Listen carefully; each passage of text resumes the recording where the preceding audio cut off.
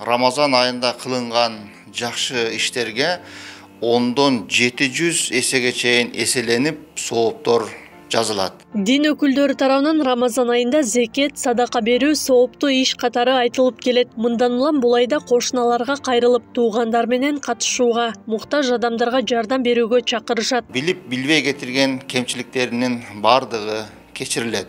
Ошондуктан ушул Рамазан айында туугандар менен катташууну, ошондой эле Рамазан айында зекет берүүнү, Рамазан айында ихсан, хайыр садакаларды берүүнү биздин элибиздагы акыркы учурларда көптөгөн адатка айлантып жасап жаткан учурлар бар.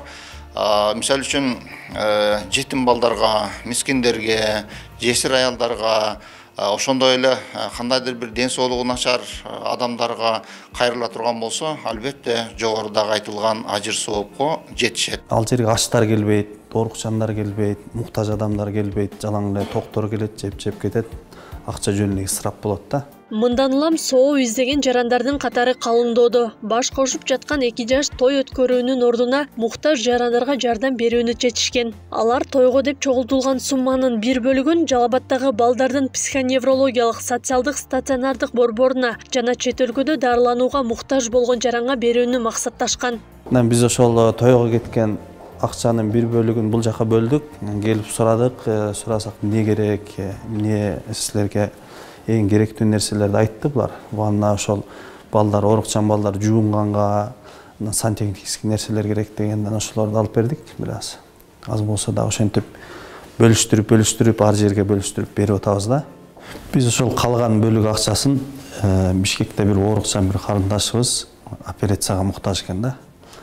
Операциясы дагы чет жакта жасалат экен, башка жакта.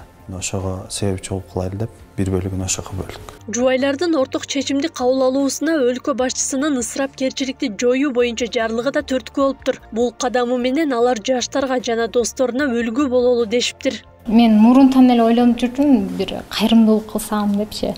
Анан ошол эмнеге болбоско, ошол тойдун ысырапкерчилигин азайтып, сарамжалдуулук менен баягы колдонсок. Биздин мындай чечимибизди ата-энелерибиз дагы колдошту, баары эле туура түшүнүштү. Экөөбүз тең бири-бирибизге түшүнүү менен мамиле жасап, ушундай кайрымдуулук иш жасаганга чечим чыгардык. Жалалбадтагы балдардын психоневрологиялык социалдык стационардык борборунун кызматкери айткандай, бул күтүлбөгөн көмөк болуптур. Ушунчадан бери чындап эле өзүбүздө деле үйлөнүү үлпөттөрдү, кыздарыбызды, балдарыбызды бердик. Ушулой эч эсибизге келбептир биздин. Мурда эми майрамдарда, балдар майрамдарында, дагы бир аталуу күндөрдө эле келишчү. Мындай той өткөрүп, анан ысырапкерчиликти жоюп, бизге ушундай балдарыбызга жардам беребиз деген 2 жашка биринчиден бактылуу болсун. Бул мекеме 110 орунга ылайыкташып, 4 жаштан 18 жашка чейинки ден соолугунан мүмкүнчүлүгү чектелген балдар баш калкалашат. Акылай Карабаева, Замирбек Тойчубаев, Регион.